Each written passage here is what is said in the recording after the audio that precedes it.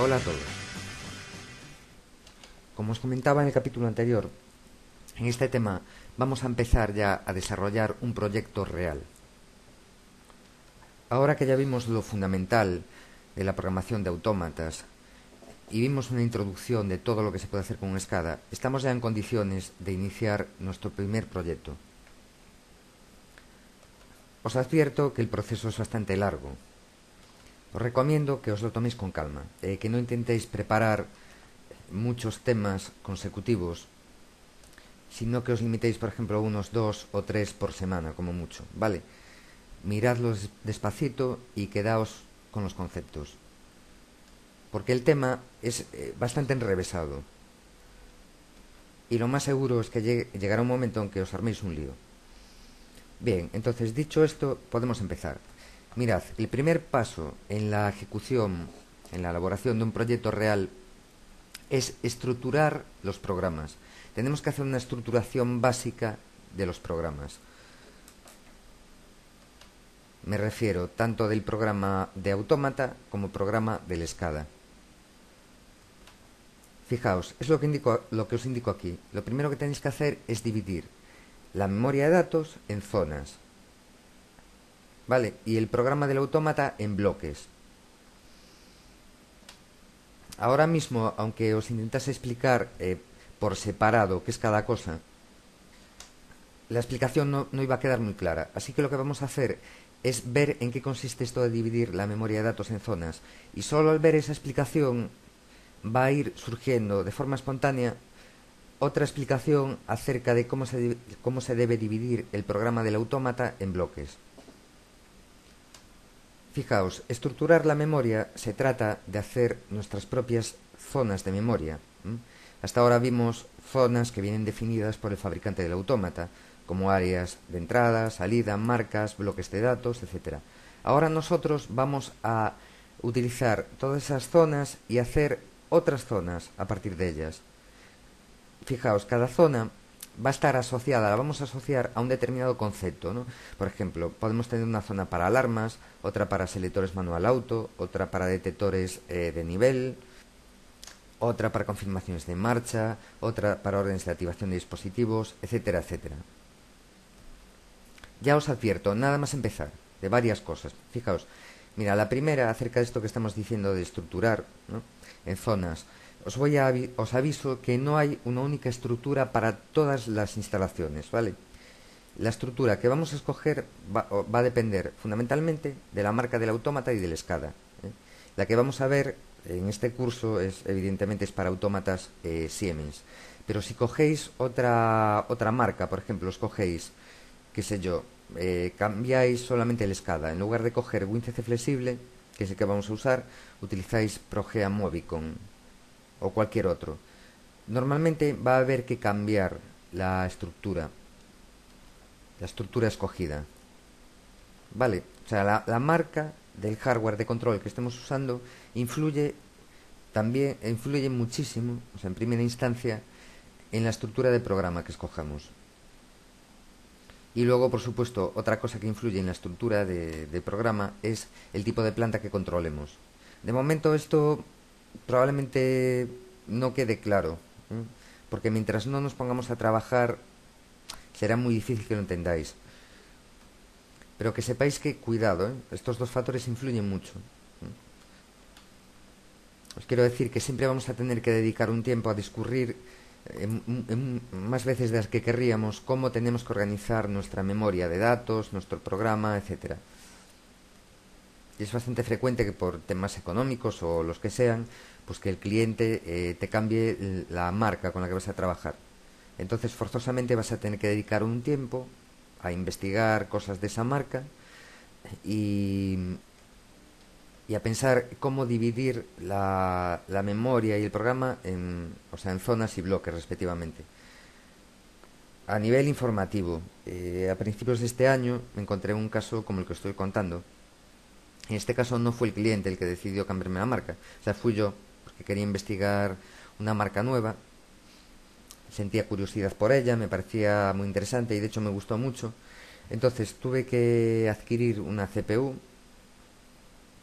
una versión de demostración del SCADA que manejan habitualmente con esa marca y hacer mis pruebas en casa. Os comento, yo que ya llevo 13 años de experiencia en el tema de programación de autómatas, me llevó un mes decidir la estructura de programa que iba a utilizar y hacer mis pruebas básicas, digamos, las que hago con todas las marcas, para encontrar la forma de hacer con la nueva marca lo que hago con las otras, ¿no? O sea, un mes, ¿vale? De acuerdo. Es mucho tiempo, pero vale la pena hacerlo. Después, os lleva mucho tiempo al principio, pero os ahorráis muchísimo tiempo después. Después, otra cosa que os quiero avisar antes de empezar ya con el tema de la estructuración de la memoria en zonas es, quiero recalcar de nuevo que en programación la documentación no es un lujo, es una necesidad. Vale, esto os lo digo para que le deis a este tema y a otros que vendrán después la importancia que realmente tienen. O sea, la importancia que tienen es mucha. Sin esto que os voy a explicar no se hace nada. En principio puede parecer algo muy teórico, algo que no es necesario, a lo mejor estamos deseando ya empezar a programar. Pues no. La documentación es fundamental, imprescindible. Y un último apunte. La documentación ha de ser lo más clara y amena, o sea, tiene que ser entretenida, que se pueda. A veces esto es muy difícil de conseguir, pues, por cuestiones de tiempo. Lo que os decía, si hacer una documentación nos lleva 30 horas y el cliente no está dispuesto a pagarnos 30 horas, ni siquiera una, en hacer documentación, evidentemente a uno se le quitan las ganas de hacer esa documentación.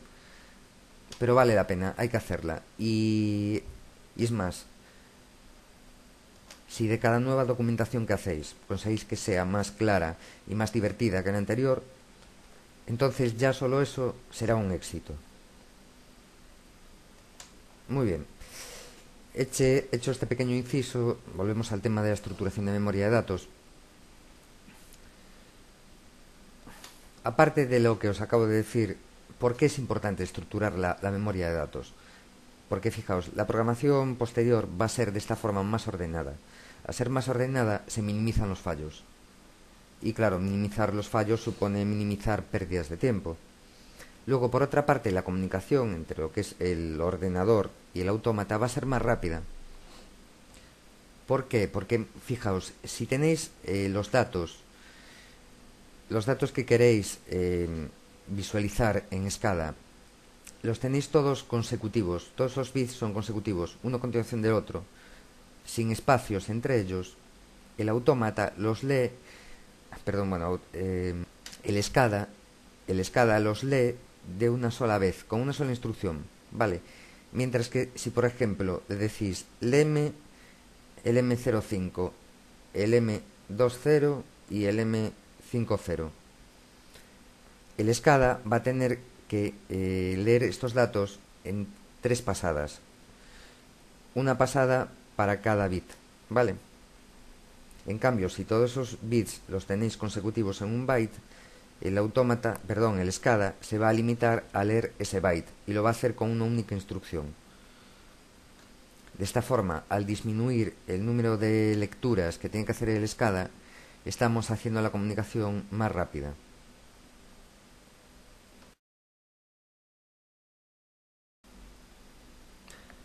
Bien, ahora tenemos que hablar de qué herramienta vamos a escoger para documentar la estructura de memoria de datos. Yo os recomiendo que utilicéis una herramienta del tipo libro de Excel, ¿vale? Será la que utilicemos a lo largo de todo el curso para hacer nuestro propio mapeado, nuestra propia estructura de memoria. Dicho esto, podemos empezar ya a estructurar la memoria de nuestro proyecto. Empecemos. Mirad, lo primero que vais a hacer es crear una carpeta que se llame, por ejemplo, planta, ¿vale? Y dentro de ella vais a crear otra carpeta que se llamará documentación. Posteriormente, en esta carpeta planta, crearemos las carpetas PLC para el programa del autómata y SCADA para el programa SCADA.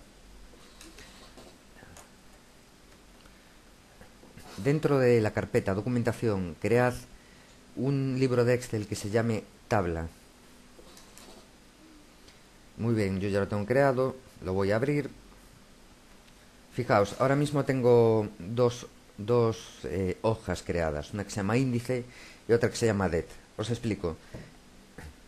Índice va a ser un índice en el que se hablará de las zonas de memoria. Por ejemplo, yo ahora mismo tengo definida una zona de memoria que se llama detectores, abreviatura det. Aquí indico el byte en el que empieza dentro de la zona de marcas. Va a empezar en la marca 20.0 y va a acabar en la marca 32.7. Vale. El resto de las hojas pues será, digamos, una explicación de cada zona de memoria. Os enseño la que tengo creada, la de los detectores. Fijaos, es esta de aquí. Todos los bits de esta zona se van a utilizar para detectores, por ejemplo, de nivel, de posición, etcétera, etcétera. Insisto, cada planta industrial, cada marca, tiene su propia, va a tener su propia división, digamos. O sea, vamos a escoger una división específica para esa situación.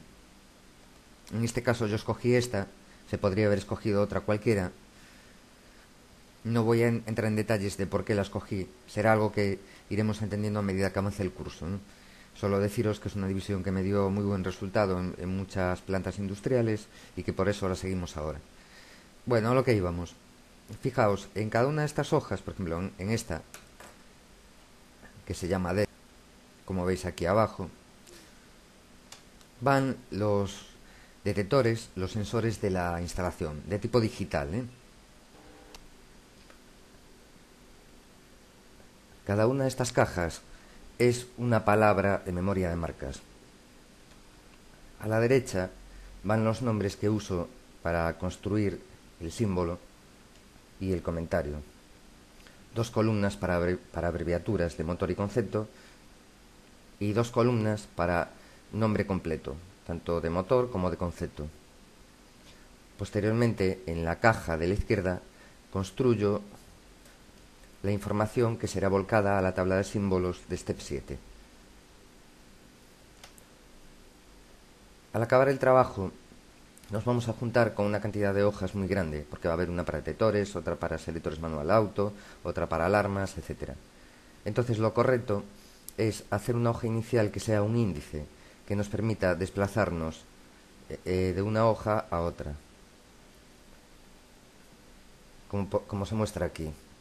Yo, si posiciono el cursor encima de la columna abreviatura y o bien le doy al botón ir a hoja o bien pulso control I, iré a la hoja que tenga seleccionada en ese momento. Fijaos, hago control I y me cambia automáticamente a la hoja de detectores. Para volver tengo que pulsar control R. Muy bien, a continuación os voy a mostrar las fórmulas que utilicé para programar esta hoja de Excel. Después vosotros elaboraréis esta tabla de Excel en vuestro ejercicio a partir de las fórmulas que os doy. Un último apunte antes de enseñaros las fórmulas que usé. Cuando queramos crear otra hoja para, por ejemplo, automáticos, el proceso es muy fácil. Lo único que tenemos que hacer es venir aquí a donde pone det, botón derecho del ratón y le decimos mover o copiar. A continuación seleccionamos mover al final y crear una copia. Aceptamos y vemos que nos crea ya una hoja del formato que nos hace falta, en la que solamente vamos a tener que cambiar unos pocos parámetros, de tal forma que el proceso va a ser repetitivo para todos los símbolos de tipo bit que queramos crear. Comencemos con las fórmulas que usé en la hoja de índice. Lo primero es el botón que nos permite ir a la hoja que tengamos seleccionada. Fijaos, hacemos botón derecho del ratón encima del botón y escogemos la opción asignar macro. Este botón tiene asignado una macro que se llama salto hoja. Vamos a darle a modificar. Se nos abre el editor de Visual Basic de Excel y aquí a la izquierda nos aparecen los módulos. Un módulo es una herramienta típica de, por ejemplo, os lo encontraréis en Visual Studio, en .NET, y no es más que un tipo de archivo que pone a nuestra disposición Visual Basic para que escribamos funciones, variables, etcétera, dentro de él. En este módulo 1 lo que tenéis que hacer es escribir las funciones que os pongo aquí. Son la subrutina salto hoja, que te lleva a la hoja seleccionada, y la subrutina vuelve a índice, que es la que te va a llevar, que te va a permitir regresar al índice cuando estés en una hoja determinada. Todo esto es código Visual Basic del que se utiliza en Excel, entonces os remito a la documentación de Excel para entenderlo.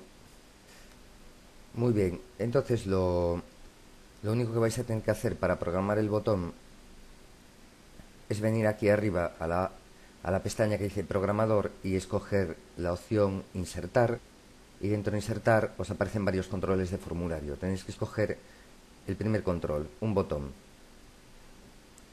Colocáis el botón en la celda que os muestro aquí, por ejemplo la F1, le ponéis el texto ir a hoja y a continuación botón derecho, asignar macro, y escogéis la subrutina salto hoja. Veis que yo aquí tengo más subrutinas, normal, porque eso está copiado de otro trabajo que hice, entonces me hacían falta más funciones. Pero bueno, en principio de momento solamente os hacen falta salto hoja y vuelve índice. Ahora os voy a enseñar cómo asociar una función a una combinación de teclas del teclado. Por ejemplo, cuando estábamos en la hoja de detectores y pulsábamos control R, volvíamos a la hoja índice. Mirad, esto se hace aquí, en la pestaña programador, en la opción macros. Haced clic en macros, tenemos aquí las dos funciones que estamos usando, salto hoja y vuelve índice. Pues bien, lo que tenéis que hacer es seleccionáis una, por ejemplo, vuelve índice, y venís a la opción, o sea, a este botoncito que dice opciones. Si os fijáis, nos deja la posibilidad de configurarle una tecla de método abreviado. En este caso está seleccionado control más R, de tal forma que si estamos en cualquier hoja y pulsamos control más R, esta macro, esta función va a hacer que se abra de nuevo la hoja índice. Para la función salto hoja, más de lo mismo. Le asignamos como tecla de método abreviado control más I. Como es fácil olvidarse de la combinación que se ha escogido para volver o para ir a una hoja determinada, aquí en la celda G1 pongo una ayuda con la combinación de teclas que hay que escoger para un caso o para otro. Pasamos ahora al cuerpo de la hoja. Veis que empieza con una primera columna de descripción, seguida por una de abreviatura. Muy importante, en la abreviatura, el nombre de la abreviatura tiene que coincidir siempre con el nombre de la hoja de Excel. Fijaos, det aquí y det en las pestañas de abajo. De otra forma, estas dos funciones que creamos de salto hoja y vuelve índice no van a funcionar correctamente. Entonces, importante, abreviatura se tiene que llamar de la misma forma que la hoja. Siguiente columna, byte de inicio de la zona. Un detalle, a esta celda le tenemos que dar un nombre dentro de Excel. Fijaos, se hace aquí. Yo le llamé det_ini. Este nombre lo vamos a manejar posteriormente en cada hoja nueva que creemos. Si en cualquier momento queréis ver qué nombres habéis creado o incluso borrar nombres que no os interesan, lo único que tenéis que hacer es venir aquí arriba a la pestaña Fórmulas y escoger Administrador de nombres. Bueno, a ver, ahí está. Fijaos, ahí en el administrador de nombres os aparecen todos los nombres, todos los mnemónicos, digamos, que habéis ido creando en el archivo de Excel. Bien, ahora hablamos acerca de la fórmula que hay en cada celda de byte inicio. La primera celda de byte inicio, si observáis, no tiene ninguna fórmula. Pero las siguientes celdas de byte inicio van a tener fórmula. Mirad, es el contenido de esta otra celda, el byte fin de la línea anterior, más 1. De tal forma que si la línea anterior, o sea, el concepto anterior acaba en el byte, por ejemplo, 19, el siguiente byte del nuevo concepto tendrá que empezar en el 20. Siguiente celda, byte fin. Byte fin se va a calcular a partir de byte inicio y de la columna derecha, reserva. En la columna reserva lo que indicamos es qué tamaño en bits va a tener esa zona que hemos creado. Por ejemplo, si yo fijo una reserva de 160 bits, si la zona empieza en el byte 0, tendrá que acabar en el 19, porque 160 bits son 19 bytes, perdón, 20 bytes, de tal forma que es eso, tiene que empezar en 0 y acabar en 19. Esta columna de reserva es muy importante, porque es la que utilizamos para definir el tamaño de la nueva zona. Más o menos, ¿cómo calculo yo el número que pongo ahí? Imaginaos que pues es una instalación a lo mejor de 100 motores, suponed. Si en lugar de estar trabajando con una zona de memoria que sea detectores, estoy trabajando con una zona de memoria que se llama confirmaciones de marcha, es decir, contactos asociados a un contactor, yo sé que como mínimo en reserva voy a tener que poner 100 bits, porque hay 100 motores. Ya digo, como mínimo. En la práctica tendré que poner más, porque es frecuente que el tamaño de la instalación vaya cambiando en el tiempo. Y de haber 100 motores en un principio, pues puede pasar a haber 120 al cabo de 2 años. Me interesa, por cuestiones de orden, que cualquier confirmación de marcha de un nuevo motor la pueda definir en la zona de memoria que es reservado para las confirmaciones de marcha. Entonces yo en principio, si el tamaño de memoria me lo permite, suelo reservar, por ejemplo, el doble del mínimo que debería poner en un principio, ¿no? Suponer, si son 100 motores, pues pongo ahí en reserva la cantidad 200.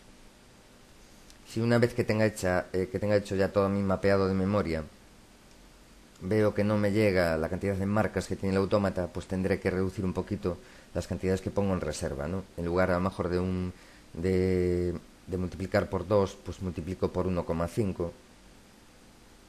Eso ya lo voy ajustando yo sobre la marcha. Bien, explicado esto, lo que nos queda es por ver la fórmula que utilicé para programar la celda byte fin. La fórmula es la que veis aquí arriba en la barra de fórmulas. Es G6, que es la celda de la izquierda, más el cociente de dividir I6 menos 1, I6 es la celda de la derecha, dividir I6 menos 1 entre 8. Veamos ahora las fórmulas que utilicé en la hoja de detectores, la hoja DET. Lo primero, celda C5, nombre de la palabra. Posteriormente le vamos a tener que indicar a un ICC flexible con qué palabras de memoria queremos comunicar, o sea, cuáles queremos visualizar en el SCADA. La zona de detectores, como veis, se divide en varias palabras, que llame DET1, DET2, DET3, etc. Ese nombre DET, que aparece en las celdas B6, B23, B40, etc., coincide exactamente con el de la celda C5. Fijaos, de hecho en la celda B6 utilicé la fórmula igual a C5, con coordenadas absolutas, o sea, no relativas. Como sabéis en la coordenada absoluta se indica con el símbolo dólar. Por eso yo ahí puse igual a $C, $5. Siguiente fórmula, la que aparece en la celda dirección inicial, la E5. Ahí me limito a poner igual a det.ini, que como recordaréis, det.ini es el nombre que le dimos a la celda de la hoja índice donde se especificaba el byte de inicio de la zona. Ahora fijaos en esta columna, la C, o sea, desde la C6 a C21. No son fórmulas, son valores. Fijaos que van de 8 a 15 y a continuación de 0 a 7. Esta columna va a ser siempre igual, no va a variar. Ese número es un dato que posteriormente me va a pedir WinCC flexible para programarlo. Ya lo veremos en su momento. De momento dejadlo así, de 8 a 15 y de 0 a 7. Ahora, esta línea de aquí es la que yo voy a copiar a la tabla de símbolos de Step 7. Empieza con nombre de símbolo, dirección del símbolo, tipo de variable y comentario del símbolo. En el caso del nombre de símbolo, la fórmula es la que os indico en la barra de fórmulas, no es más que una concatenación de la abreviatura del motor y la abreviatura del concepto. La fórmula de la dirección, como veis, es más complicada. Yo os la dejo ahí para que la copiéis. Solo un detalle, por si queréis que vaya exactamente igual vuestro trabajo respecto al mío. Aquí, al final de la palabra M, de la letra M, pongo 1, 2, 3, 4, 5, 6 espacios en blanco. Pasamos a la columna de tipo de variable. En principio va a ser un valor fijo. Como todo lo que vamos a programar de momento en estas hojas son bits, pues lo que tenemos que poner es que el tipo es boolean, o sea, bool. Y finalmente, la celda de comentario se construye con una fórmula análoga a la celda de nombre de símbolo. Es una concatenación del nombre completo del motor, dos puntos, espacio, concepto.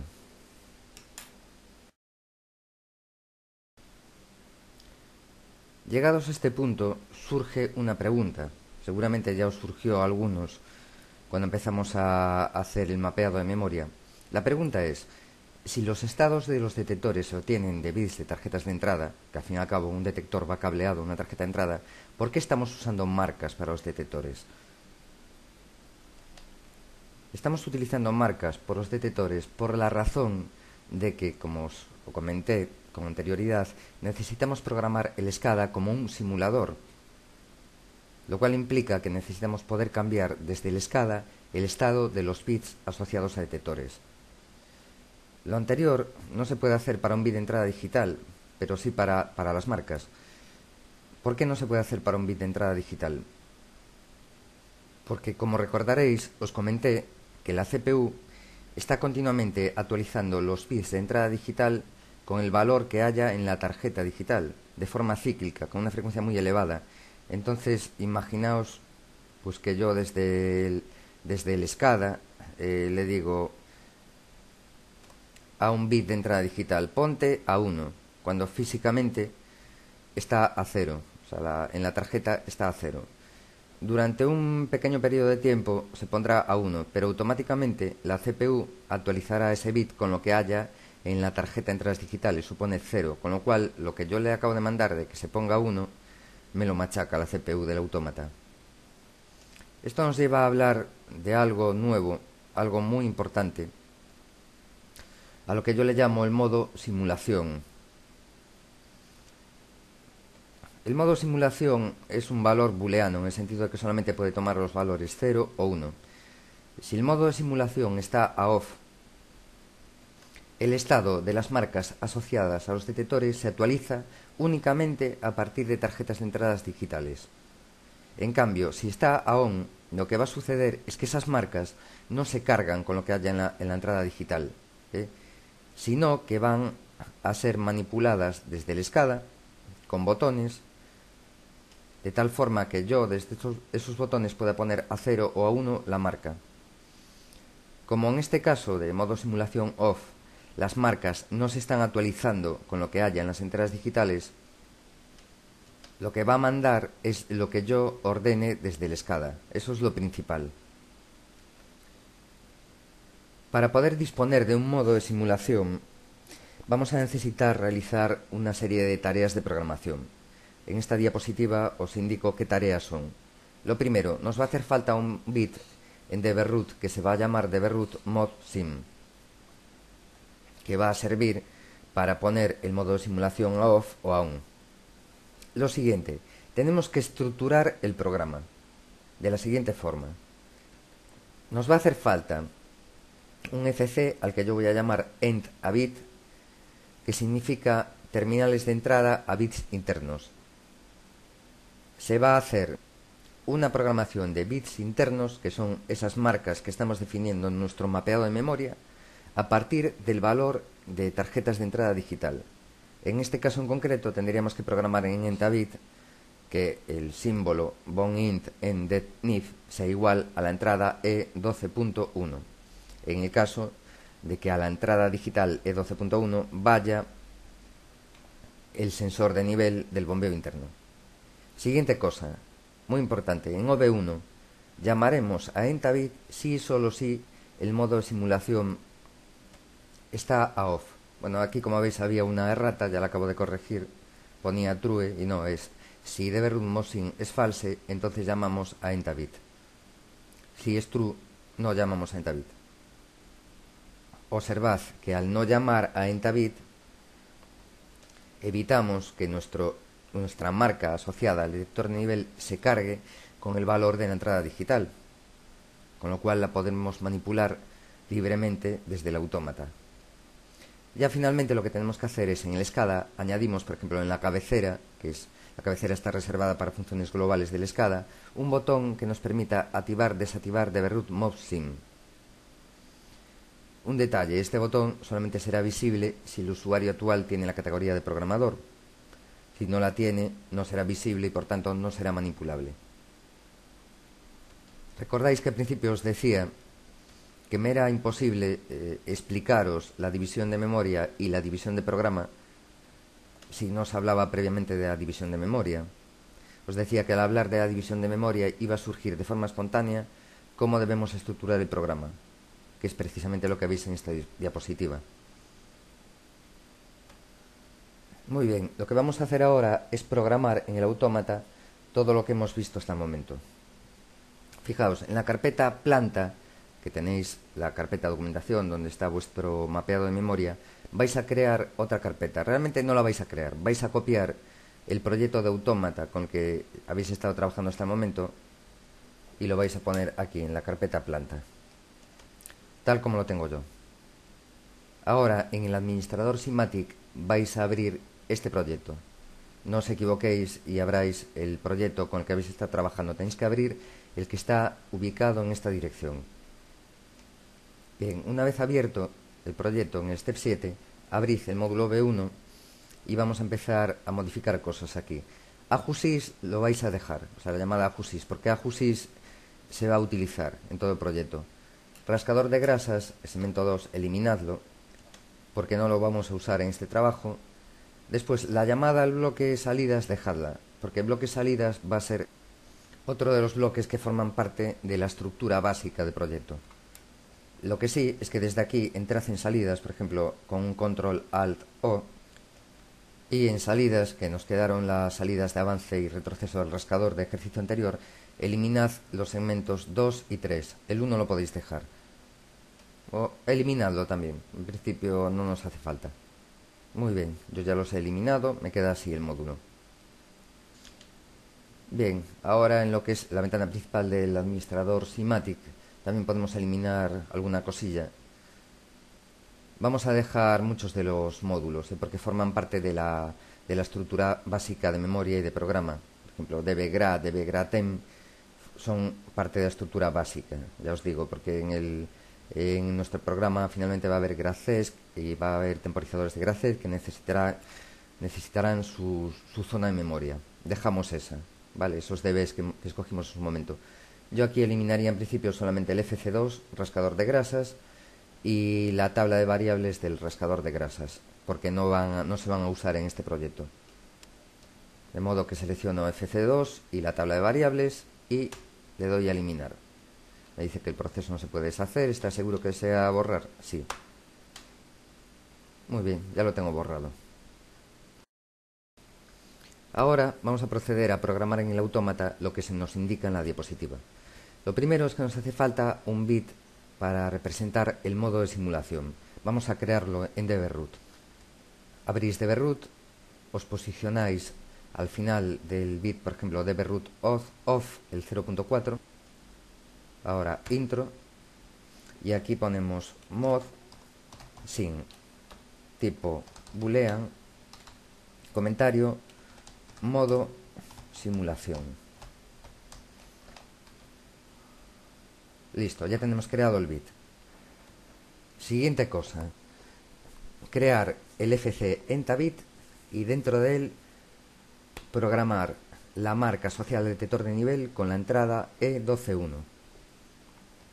Así pues, me voy a la ventana principal de administrador SIMATIC, botón derecho del ratón, insertar nuevo objeto, función.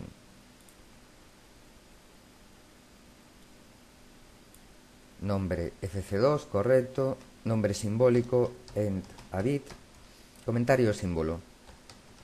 Terminales de entrada a bits internos.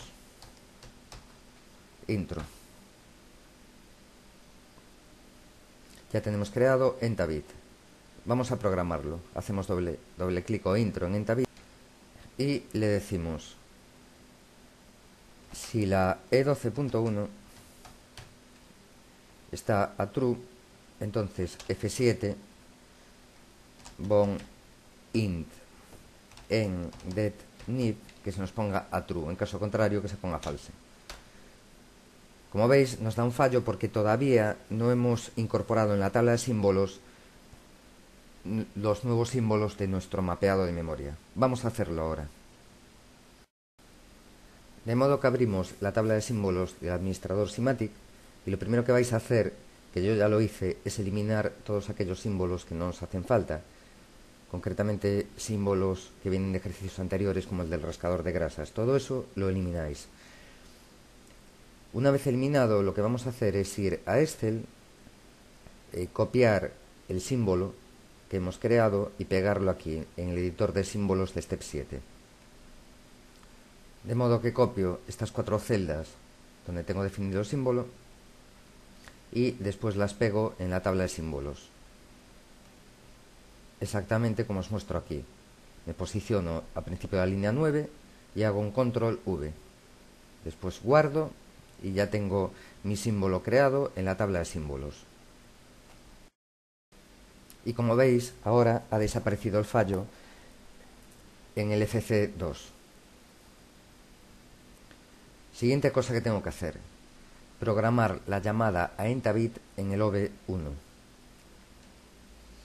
De modo que abro el OV1, inserto un segmento a continuación de AJUSYS y aquí le digo, si no estoy en modo simulación, Alt F9, llama al módulo entabit. Guardamos y cerramos. En principio no hay que hacer nada más en el autómata para programar el modo simulación. Nos toca empezar ya con el SCADA. Es algo nuevo para nosotros. De momento, hasta la fecha no le tocamos a este tema. Veréis que la programación del SCADA cambia ligeramente respecto a la del autómata, que se va a aproximar más a un lenguaje de programación orientado a objetos que a un programa de autómata. De modo que en muchas cosas vamos a tener que cambiar un poco el chip para poder adaptarnos a las nuevas situaciones que se nos presenten. Bueno, toca empezar con el SCADA. ¿Preparados? Venga, vamos allá. Mirad, lo primero que tenemos que hacer es abrir el entorno de desarrollo para SCADAs, que se llama SIMATIC WinCC Flexible. Yo lo tengo en inicio, o sea, en la barra de tareas en inicio, todos los programas SIMATIC. A ver si me permite el cursor. Siempre andamos con problemas con esto al grabar. Aquí está, SIMATIC WinCC Flexible 2008. Escogéis WinCC Flexible. os aparece una página inicial de bienvenida en la que se os dan una serie de opciones. Tenemos incluso un asistente para crear un nuevo proyecto. Yo en principio no voy a usar el asistente. Lo que voy a hacer es crear un proyecto vacío. Me vengo entonces aquí arriba, por ejemplo, a proyecto,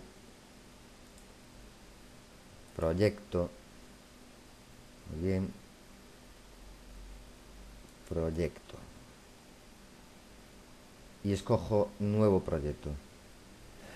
Me pide que seleccione el tipo de panel de operador que voy a usar. Veréis, WinCC Flexible permite programar tanto un PC de escritorio como pantallas de las de Siemens. Yo en este caso voy a desarrollar un proyecto para PC de escritorio. Es la última opción que veis, ¿no? PC, WinCC Flexible, Runtime. Acepto y empieza a crear el nuevo proyecto. Muy bien, pues esto es el aspecto de nuestro proyecto en el momento de crearlo. Lo primero que vamos a hacer es guardarlo. Vamos a escoger una ruta para ubicarlo. Le damos a la opción de guardar, que está aquí, guardar proyecto actual, y le voy a decir que me lo guarde en la carpeta planta con el nombre SCADA.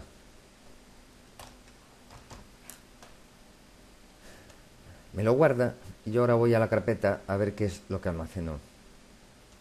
Bien, me salió mala jugada porque yo quería que me crease una carpeta de nombre SCADA y dentro de ella que me guardase todos estos archivos. No hay problema, cierro el WinCC Flexible y creo yo manualmente esa carpeta. Entonces me vengo aquí, a ver si el cursor me deja, botón derecho del ratón,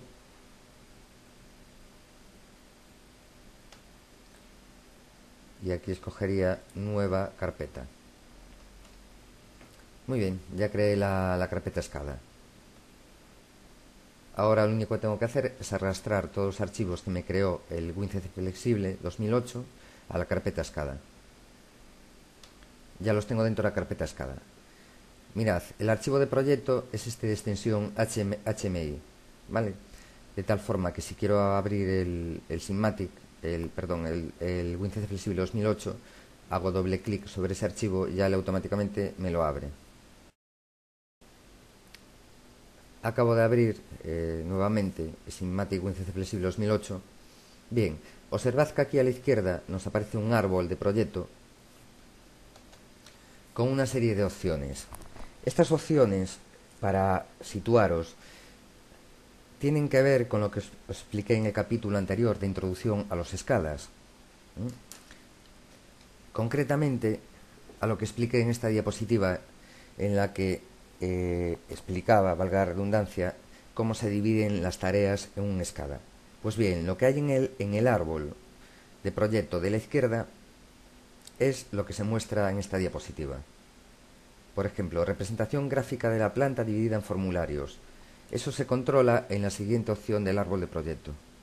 En la opción imágenes, donde podemos definir la plantilla, que se refiere, la vamos a utilizar como cabecera, y nos viene de cortesía pues un formulario al que llaman imagen 1. El tema de la gestión de alarmas se controla en el nodo del árbol de proyecto que se llama gestión de avisos, etcétera, etcétera.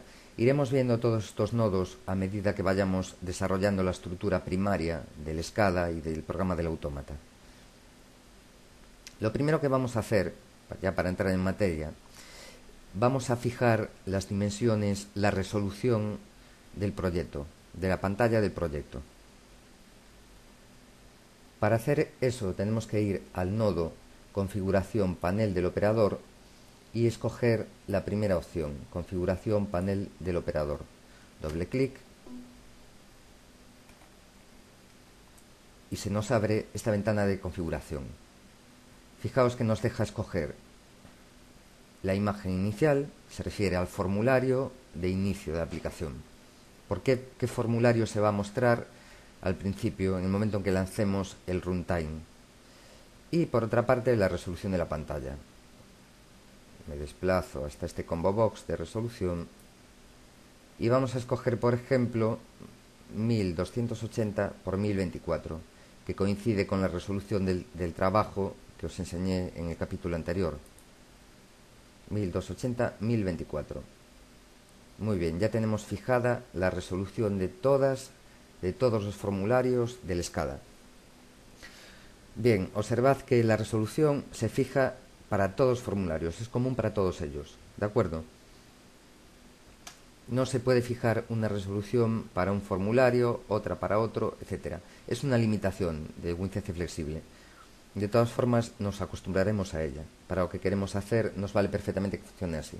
Bueno, pues guardáis en el icono de arriba, el icono de guardar. Cerráis la ventana de configuración. Esto se hace aquí, en este icono. Muy bien, ya nos la cerró. Siguiente cosa que tenemos que hacer. Tenemos que indicarle al SCADA con qué autómata se va a comunicar. Eso se hace en el nodo que dice comunicación, conexiones. En conexiones es donde le indicamos con qué CPU tiene que comunicar. Hacéis doble clic en conexiones y se nos abre esta ventana de parametrización. Nos pide que le demos un nombre al autómata. Vamos a ver. Bien, hice clic ahí y automáticamente se nos abrió una línea para configurar el autómata. Yo de nombre le voy a llamar, pues por ejemplo, PLC. Driver de comunicación. Es un combo box con una serie de opciones. Hago clic en él. Va bastante lento, por cierto. Bien, y me aparece una amplia gama de autómatas. Allen Bradley, Mitsubishi, Modicon, etc. Nosotros queremos Simatic S7. Veis que nos deja escoger entre el 200 o el 300-400. El que queremos es un 300. Escogemos esta opción, doble clic. Y ahí poco más hay que decirle. Online dejadlo en activado, da la opción de activado o desactivado, pero ahora mismo desactivado no tiene mucho sentido. Pasamos a la configuración esta de aquí que dice parámetros. Lo primero que tenemos que configurar es el protocolo de comunicación entre nuestro PC y el autómata. Abrimos el combo box de interfaz y vamos a escoger comunicación Ethernet, ¿de acuerdo? Lo siguiente que nos pregunta son las IPs, tanto del ordenador como del autómata. Muy bien, en mi caso el ordenador es la 192.168.0.122. En vuestro caso pues pondréis el que tengáis. Ponéis también la dirección IP del autómata. Si recordáis es la 192.168.0.20. Nos pide slot de expansión y bastidor de la CPU, ¿vale? No de la tarjeta CP. En este caso es de la CPU. Esto lo sacamos de la configuración hardware del proyecto. Vamos a consultarla. Entramos entonces en la configuración hardware. Fue la que parametrizamos en el primer ejercicio ya que se hizo en este curso. Ya hace unos cuantos tutoriales de eso. Y fijaos, la CPU se encuentra en el bastidor 0, slot 2. Muy bien, pues nosotros parametrizamos esos dos campos con los valores que acabamos de consultar, tal como os muestro en la figura. ¿Qué más nos queda? Tenemos una casilla para indicar si el proceso es cíclico o no. Sí, queremos que sea cíclico, ¿vale? O sea, que cíclicamente recupere datos del autómata. Bien, de momento no hay que tocar nada más relativo a la configuración de la conexión. O sea que podemos cerrar esta ventana, le damos a este botoncito de aquí y se nos cierra la ventana de configuración de la comunicación. Siguiente cosa, hace doble clic donde dice plantilla. Vamos a colocar un objeto en plantilla que nos va a servir para verificar que la comunicación entre SCADA y autómata va bien o va mal. Para ver los objetos de los que dispone Simatic WinCC Flexible tenemos que ir a la opción Ver, Herramientas. ¿Veis? Esta de aquí, Ver herramientas. se nos abre una barra de herramientas a la derecha, que son los objetos que ponen a nuestra disposición WinCC Flexible. Nosotros vamos a escoger en objetos ampliados vista de avisos. Bien, acabo de insertar el componente en la plantilla. Insisto, esta plantilla va a ser la cabecera. Veis que abajo nos aparece lo que es la configuración del objeto. En la primera pestaña, la pestaña general, pues nos permite que le indiquemos qué tipo de avisos queremos monitorizar en esa ventana. Para saber si la comunicación va bien entre Step 7 y Autómata, tenemos que escoger la checkbox eventos de diagnóstico, tal como os muestro ahí, ¿veis? De momento no tenemos que hacer nada más. Ahora lo siguiente va a ser guardar y compilar, porque cualquier proyecto de WinCC Flexible 2008 se compila, al igual que lo haríais, por ejemplo, con un programa de Java, un programa de Visual Basic.net, etc. Llegados a este punto, es necesario que os explique cómo funciona WinCC Flexible 2008 en el tema de la ejecución de archivos. Fijaos, WinCC Flexible 2008 va a seguir un esquema similar a Java, a .NET, etcétera, etcétera. Un esquema muy habitual, que es el del intérprete. La idea es la siguiente. Cuando yo en el entorno de desarrollo WinCC Flexible doy la orden de compilar, el entorno de desarrollo va a generar un archivo FWX con código de programa. Posteriormente, cuando yo haga doble clic en ese archivo FWX, se va a lanzar un componente especial de WinCC Flexible que se llama el runtime, o bien el intérprete. Está localizado en el programa HMI-RTM.exe, o sea, HMI runtime exe. Entonces, se va a lanzar el runtime, el intérprete, y además se le va a pasar como parámetro el nombre del archivo FWX, que es el que contiene el código del programa. A partir de ahora, el runtime lo que va a hacer es limitarse a interpretar el contenido del archivo FWX y sacar el resultado por pantalla. De la misma forma, ya os digo, que se hace en Java, .NET y en más lenguajes de programación. Vamos a compilar el proyecto. Antes de compilarlo, os aconsejo que vayáis a opciones y escojáis la opción borrar archivos temporales. Esto es como hacer una limpieza interna antes de empezar la compilación.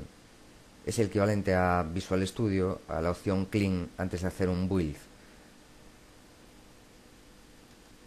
Una vez borrados los archivos temporales, pincháis sobre este icono que dice Generar. Le damos y aquí abajo vemos que nos aparece una lista de eventos donde nos dice que se inició la compilación. Si ahora vamos a la carpeta SCADA, vemos que efectivamente nos ha creado ahí el archivo FWX del que os hablé. Hacemos doble clic en él y se nos va a lanzar runtime y va a ejecutar el contenido de este archivo. Le damos. Muy bien, se lanzó efectivamente runtime y está mostrando por pantalla, está generando en pantalla el contenido del archivo FWX, o sea, lo está interpretando. Si abrís un momentito administrador de tareas, los que ya sabéis todos, con control al sub, bien, veremos que nos aparecen aplicaciones. La segunda aplicación que tengo yo es Simatic WinCC Flexible Runtime. Lo seleccionamos un momento con el ratón y hacemos botón derecho encima, escogemos la opción Ir al proceso. Entonces nos muestra en la pestaña de procesos el proceso que lo representa. Ahí tenéis el HMI RTM del que os hablé al principio. Vamos a cerrar momentáneamente el runtime. Venís abajo a la barra de tareas, botón derecho del ratón, cerrar. Nos aparece una ventanita, ya desapareció, ya cerró el runtime.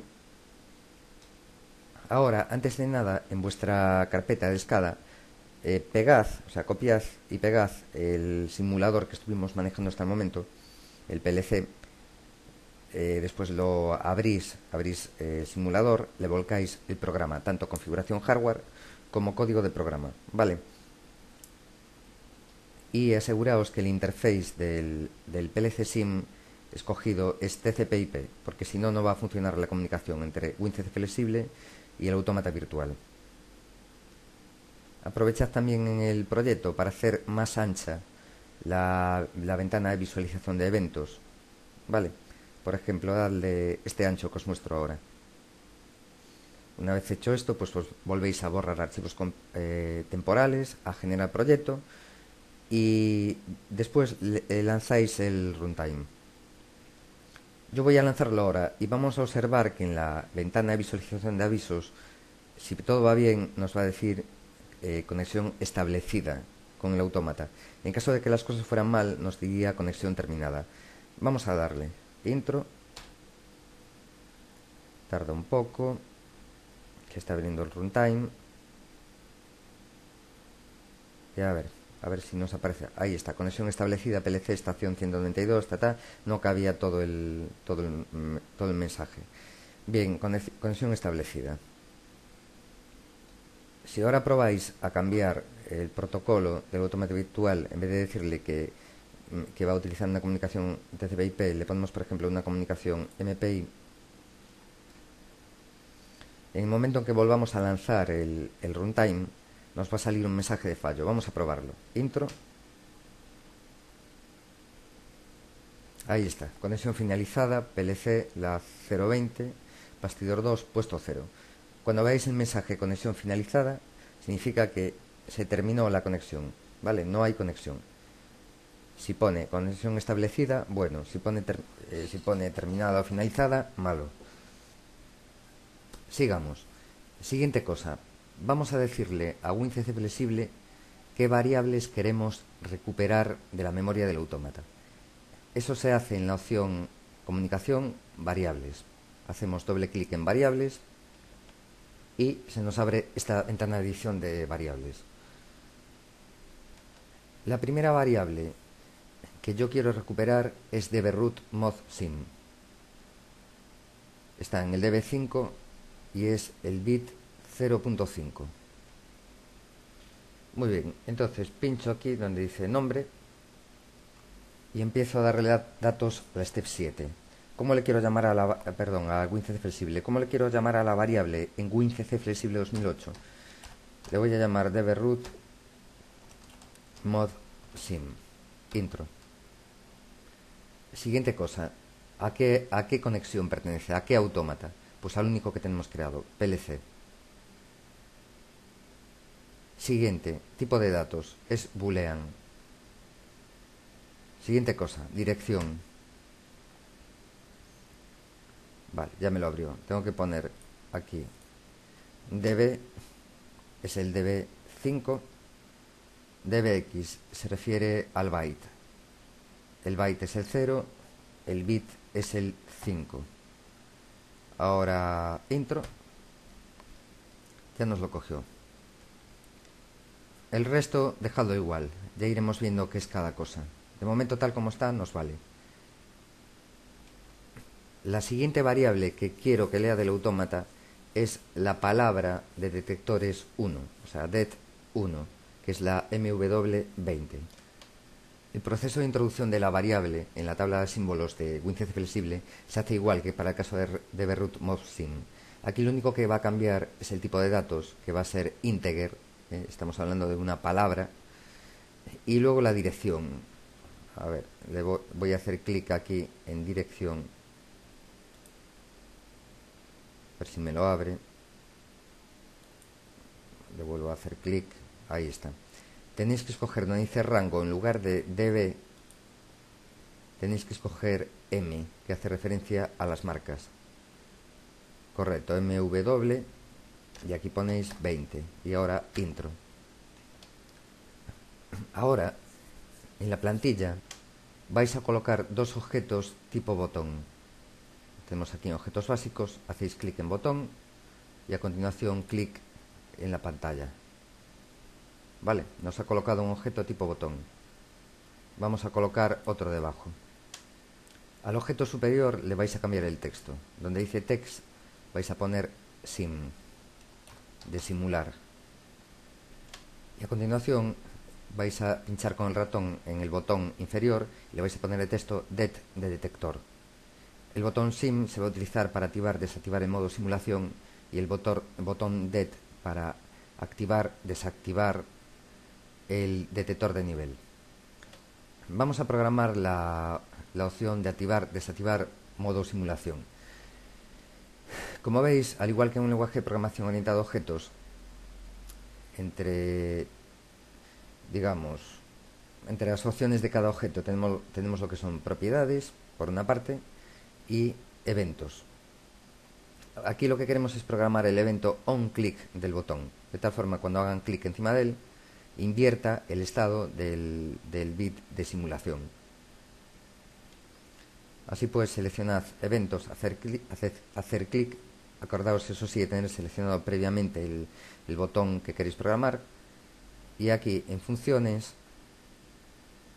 vais a escoger, a ver si aparece una vez, funciones de, a ver dónde está, procesamiento de bits, que está aquí, y escogéis la función invertir bit, que lo que hace es sencillamente, si el bit está a 0, en el momento que hagamos clic lo pone a 1, y si está a 1 lo pone a 0. Lo único que tenemos que pasarle es el parámetro de la función, que va a ser deberroot mod sim. Vale, exactamente como os muestro ahí. Ahora vamos a programar el evento onClick del botón det. Fijaos cómo lo hice. Esta vez no escogí la función invertir bit, escogí la función invertir bit en variable. La variable va a ser la variable det1. Y ahora tenemos que decirle qué bit dentro de det1. El bit es el que indicamos en esta tabla de Excel de memoria. En concreto es el 8.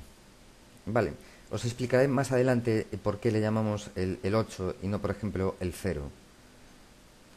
Así pues, volvemos a WinCC flexible y rellenamos el parámetro bit de la función invertir bit en variable, pues se me va la ayuda, con el valor 8. Tenemos ya programados los botones de simulación y detector. Ahora, como siempre, guardáis, borráis archivos temporales y compiláis programa. Una vez compilado, lanzáis el archivo fwx. Fijaos, voy a abrir también una tabla de monitorización de variables step 7, donde muestro la tarjeta de entradas EB12, el bit modsim y el detector de nivel. Ahora mismo el modo simulación está desactivado. Si yo le doy al botón det, le doy a det, debería invertir el estado del detector. No lo invirtió. ¿Veis? El modo simulación está desactivado. Entonces, lo que va a hacer el autómata es leer el contenido del bit 12.1 y moverlo a la marca de detector de nivel. En cambio, ahora vamos a activar el modo simulación a ver cómo se porta. Hago clic aquí, observad que me va a poner deberroot mod sim a true, correcto. Si yo ahora le doy al botón det, me va a cambiar el estado de la marca del detector de nivel. Vamos a verlo. Det. Perfecto, lo cambió. ¿Veis? Ahora mismo no está haciendo la actualización, el autómata no está haciendo la actualización de la marca en detnip con el contenido del bit de entradas 12.1. De tal forma que yo puedo manipular libremente este bit desde el SCADA. Esto, como ya os comenté, a la larga nos va a suponer un ahorro de tiempo y una serie de ventajas. Y por hoy es suficiente. Me imagino que ahora mismo tendréis la cabeza echando humo con la tremenda cantidad de cosas nuevas que hemos visto en este tema. Ya os adelanto que el próximo capítulo será más llevadero. Nos centraremos en cuestiones más de tipo gráfico, que quieras que no le dan otra vida al tema, ¿no? O sea, lo hacen más ameno y entretenido. Así que por hoy eso es todo. Os habló Jorge Labora Nos vemos en el siguiente capítulo.